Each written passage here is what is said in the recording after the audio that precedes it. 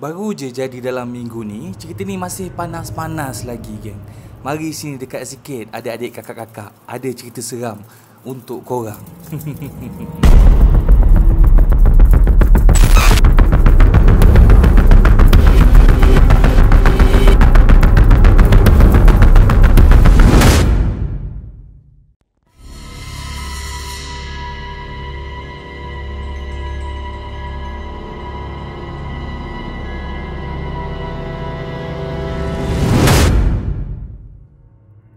Allahumma salli ala Zainal Muhammad wa ala ahli wasallam. Alhamdulillah. Assalamualaikum tim puaka sekalian. Selamat malam, apa khabar? Sihat tak sihat? Pada yang sihat tu Alhamdulillah. Thank you so much sebab masih setia dengan tim puaka, geng. Masih setia dengan story puaka yang aku nak ceritakan pada malam ni. Cerita pada malam ni agak lain daripada yang lain lah. Lagi-lagi sekarang ni student-student yang SPM baru je lepas dapat result UPU, geng. Jadi cerita ni sesuai sangat untuk korang yang nak masuk universiti. Dah tak lama kan ada cerita seram untuk korang pasal universiti, geng. Tapi sebelum tu kan, janganlah lupa like, jangan lupa subscribe, jangan lupa on notification button untuk cerita seram yang seterusnya. Saya janji cerita seram lepas ni memang akan lagi seram, geng. Sebab cerita kita ni bukan cerita rekaan semata-mata tau. Cerita kita ni adalah hasil perkongsian daripada ramai orang dekat Instagram. Ramai gila yang share cerita seram dekat aku, sampaikan aku sendiri tak sempat nak cerita dekat korang. Jangan lupa juga untuk follow saya punya social media dekat bawah, geng. Jemput lah. Follow TikTok saya, follow Instagram saya. Sebab dekat TikTok pun kita ada konten, geng. Kita kadang akan buat live dekat sana, kita akan buat giveaway dekat sana. Jadi jangan lepaskan peluang korang. Amboi, aku cakap hari ni macam betul-betul nak promote diri. Tapi tak nak sembang lebih lah, tak nak sembang kencang lah. Malam ni kita ada sebuah cerita seram tentang sebuah fakulti. Fakulti ni adalah, macam nak cakap fakulti macam mana? Fakulti ni macam tempat korang belajar nanti kat universiti lah. Universiti tu kan ada banyak fakulti kan. Ada fakulti seni bina, fakulti sains, fakulti matematik. Kisah seram malam ni berlaku di fakulti seni reka. Dan universiti ni memang terkenal sangat. Terkenal gila-gila lah. Kalau aku sebut universiti ni, confirm ramai yang kenal, geng. Tapi tu lah, tak boleh mention dekat sini. Kita risau kena tindakan apa-apa. Dan tempat yang berlaku adalah di negeri, tak boleh sebut juga. Aku lupa sebab kalau aku sebut negeri pun korang mesti dapat tangkap. Sebab fakulti seni reka ni tak banyak. Jadi benda ni berlaku di sebuah universiti lah. Saya cakap universiti awam. Fakulti seni reka ni, kalau kat universiti tu, dia adalah yang antara kalangan yang popular, geng. Popular sebab apa? Sebab mereka ni terkenal dengan budak-budaknya yang suka balik lambat. Kadang-kadang pukul 2-3 pagi masih dekat studio. Bukan pergi healing dekat studio, geng. Bukan piknik dekat studio, tak. Tapi sebab diorang ni ada kerja projek. Di mana projek diorang ni kena buat dekat studio, tak boleh buat balik bilik. Sebab kadang-kadang diorang punya hasil karya ni besar-besar, geng. Nak tak nak kena stay dekat studio buat sampai siap. Fakulti seni ni pula memang khas untuk budak-budak seni, geng. Memang khas untuk orang-orang yang bertangan seni lah, senang cakap. Macam aku ni budak seni reka, geng. Jadi sebagai seorang senior yang beribawa dan memikirkan masa depan, aku memang faham sangatlah perangai budak-budak seni ni. Habit dia macam mana, cara buat kerja dia macam mana. Jadi pencerita ni memang cerita dekat orang yang betul lah untuk menceritakan balik kisah seram untuk korang, geng. Tapi sebelum saya sambung cerita, saya nak promote diri lagi sikit ni nak promote diri.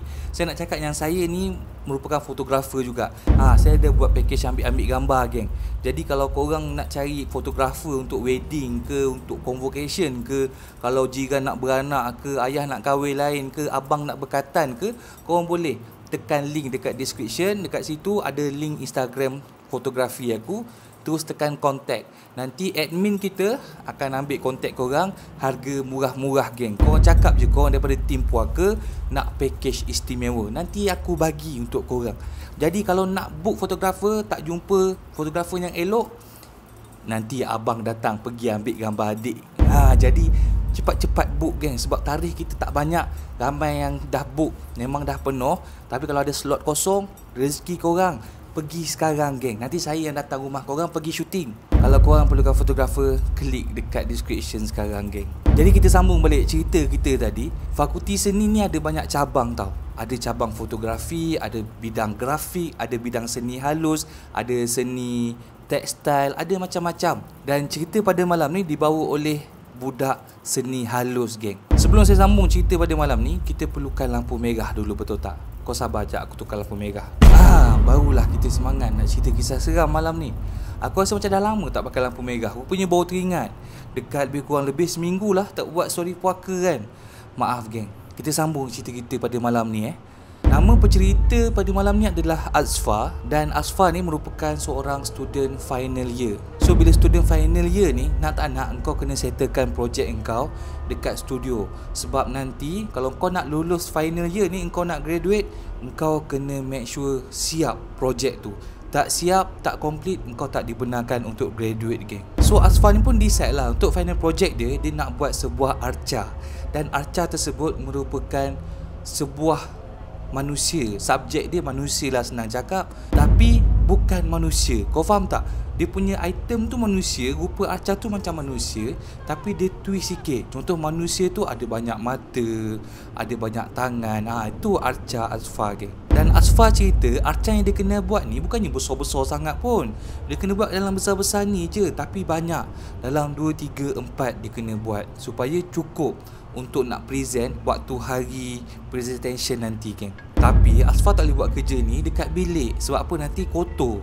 Nak buat arca ni kan kena ada banyak barang yang menggunakan macam kotor lah, senang cakap nanti. So nak tak nak kena stay dekat studio buat sampai siap geng. Waktu kejadian yang berlaku, waktu tersebut baru pukul 8 malam. Malam tu antara merupakan malam-malam terakhir sebelum exam subjek tersebut, di mana exam ni diorang kena pamerkan segala artwork, segala hasil tangan yang diorang buat untuk tatapan pensyarah seni reka. So disebabkan last minute ni kan, disebabkan saat-saat akhir ni, ramai pelajar-pelajar yang stay dekat studio seni sebab nak menyiapkan kerja masing-masing.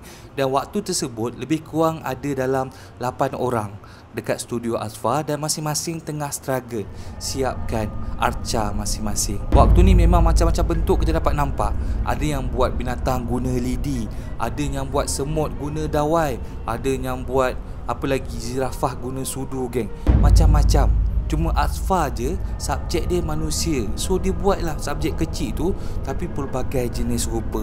Punyalah galik si Azfar ni buat kerja sehingga kan tak perasan jam menunjukkan pukul 10 malam. Azfar ni pula, dia merupakan seorang pelajar pendiam geng. Jenis orang panggil apa? Pervert. Pervert tu gatal.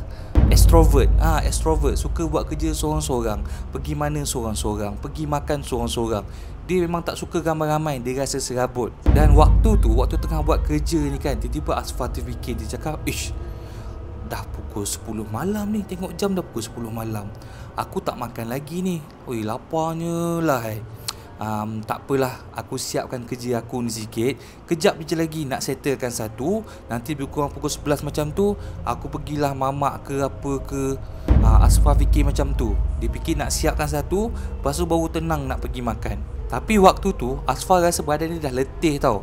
Dia rasa macam dah tak bermaya. So dia pun fikir, mesti aku kena ada gula kot. Ni sebab daripada pagi tak makan kan, badan penat. Tak apalah, dekat luar tu, luar studio, hujung sikit, ada satu mesin gedegang. Mesin gedegang ni mesin air geng. Yang kau taruh duit RM1, dia akan keluar gedegang, dia keluar air satu tin. Tu mesin gedegang. Kalau air tu turun bunyi gedebuk, dia panggil mesin gedebuk geng. Punchline tak sampai Okey, maafkan saya. Jadi nak menjadikan cerita, waktu tu Azfar fikir, aku nak pergi ke mesin gedegang ni, nak beli air lah. At least sebelum aku dapat makanan yang betul ni, aku dah alaskan perut aku dengan satu manisan, nak tahan daripada lapar. Tapi malangnya, mesin gedegang dekat satu level dengan studio Azfar ni rosak geng. Yang elok berada di tingkat atas sebelah tandas. Maksudnya dekat tingkat 2 lah. Azfar kena pergi naik pula dekat atas. Bukanlah nak takut apa kan, tapi sebabkan tingkat 2 tu gelap, tak ada orang. Lagipun dekat tingkat 2 tu penuh dengan arca-arca yang pelik hasil tangan senior terdahulu. Senior dahulu dia buat arca muka pelik-pelik, dia gantung dekat dinding-dinding tingkat 2. Lagi satu, dekat level 2 tu tak ada orang sebab level 1 ni semua senior. Level 2 ni merupakan pelajar permulaan, macam pelajar semester 1, semester 2 dekat level 2. Jadi pada waktu akhir semester ni, pelajar yang final year je akan ada dekat studio. So tingkat 2 ni memang kosong, memang gelap. Studio semua tutup, yang ada hanyalah arca seram yang menemani setiap dinding koridor.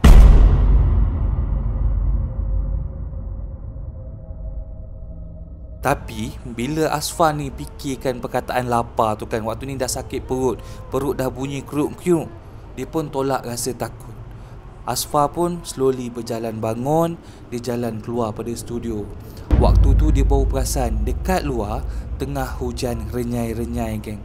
Asfa pun mula berjalan di koridor tersebut melintasi barisan studio-studio lain. Tapi studio yang lain semua gelap gelita geng, sebab studio lain khas untuk pelajar-pelajar lain. Studio Asfa je waktu tu yang masih cerah, yang lain semua gelap. Pintu tertutup rapat, tingkap terbuka luas, menampakkan bahagian dalam studio yang dipenuhi dengan alatan-alatan melukis. Waktu Asfa jalan melintasi koridor ni, dia jalan pandang bawah. Dia takut tapi dia cuba untuk jadi berani, jalan perlahan-lahan bertemankan dengan air hujan. Sampai je Asfa dekat sebuah tangga, Asfa pandang ke atas. Gelap. Lampu tak pasang langsung.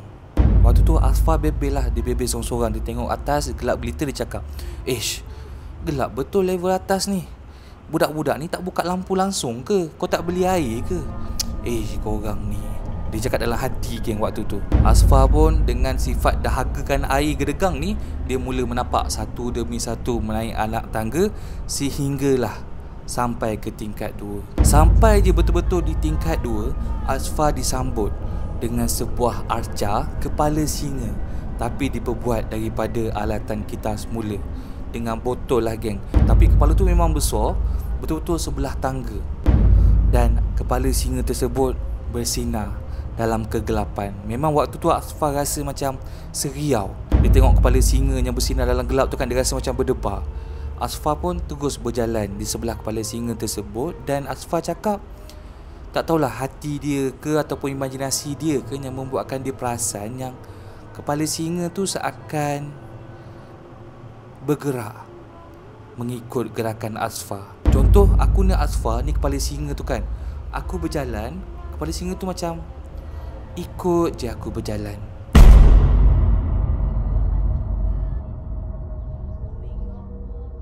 Tapi waktu tu Asfa tak fikir panjang. Dia malas nak takutkan diri sendiri. Dia berjalan di koridor tingkat 2 yang gelap tu.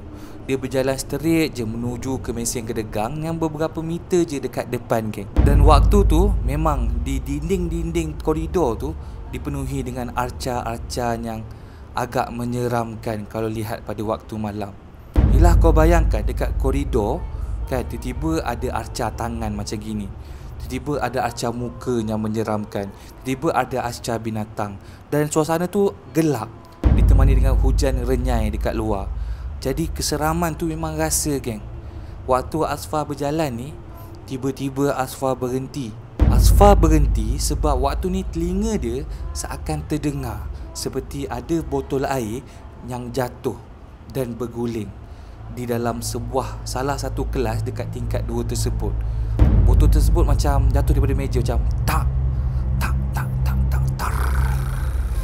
Jatuh berguling atas lantai geng. Waktu ni Asfa pandang kiri kanan. Kelas tingkat 2 ni tertutup pintu dia, gelap gelita, tak ada orang. Takkanlah ada orang buat projek dekat sini. Lepas berhenti je bunyi botol berguling tu, Asfa dia fikir, hiraukan je lah, jangan ambil tahu sangat, biar je. Dia cuba pekakkan telinga. Tapi tiba-tiba waktu ni dia baru nak berjalan semula ke mesin gedegang tu, Asfa cakap dia terdengar satu bisikan perlahan je. Dan bisikan tersebut seakan macam betul-betul berada rapat di sebelah telinga dia.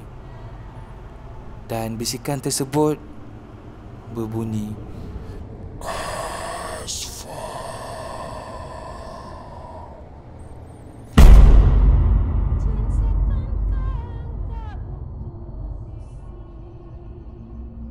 Waktu ni Asfa terus berpaling.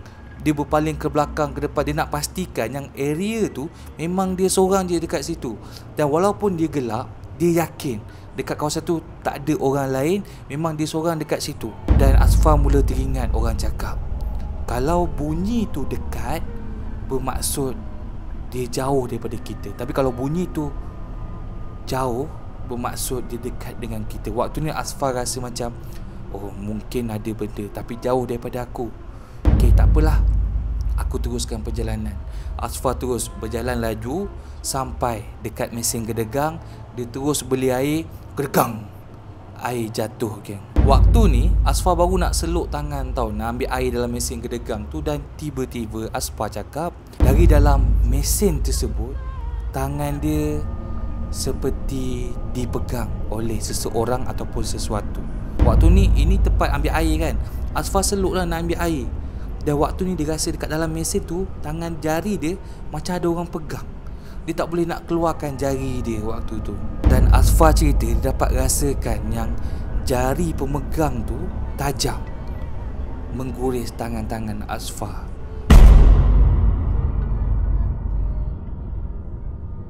Waktu ni Asfar cuba tarik tangan dia, tak dapat. Asfar tiba-tiba waktu tengah tarik tangan tu, bisikan nama tadi kembali berkali-kali. Asfar, Asfar.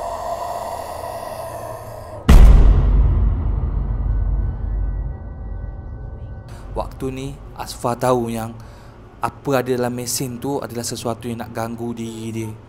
Asfar terus pekik, dia istighfar, Allahu Akbar. Dia tarik tangan dia. Dan waktu Asfar tengok tangan dia, memang ada kesan seperti baru lepas kena cakar. Terus Asfar berdiri, dia berlari sepanjang koridor tu nak menuju ke tangga. Sehinggalah tiba-tiba kaki Asfar macam terpaku, terberhenti sekejap, betul-betul di hadapan tempat yang dia dengar botol jatuh tadi. Dan waktu tu ada sesuatu benda yang menyeramkan jadi dekat Asfar, di mana Asfar terdengar ada satu suara lelaki garau. Suara tu jelas sekali dekat telinga Asfar. Dan suara tersebut tanyakan satu soalan sambil gelak perlahan. Dia tanya, mana Tuhan kau?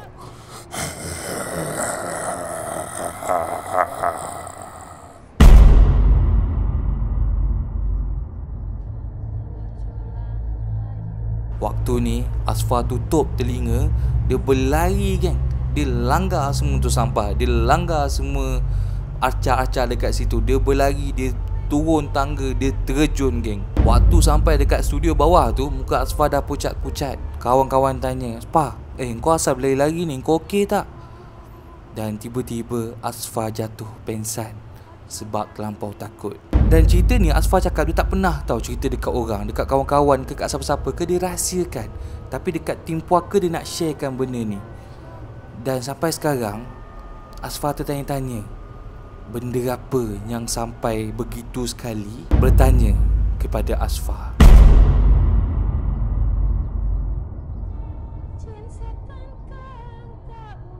Thank you gang pada mana yang sudi stay tengok cerita sampai habis. Thank you so much sebab ikuti story puaka daripada dulu sampai sekarang, sampai ke hari ni geng. Semangat betul. Jadi thank you so much. Jangan lupa like, jangan lupa subscribe, jangan lupa on notification button.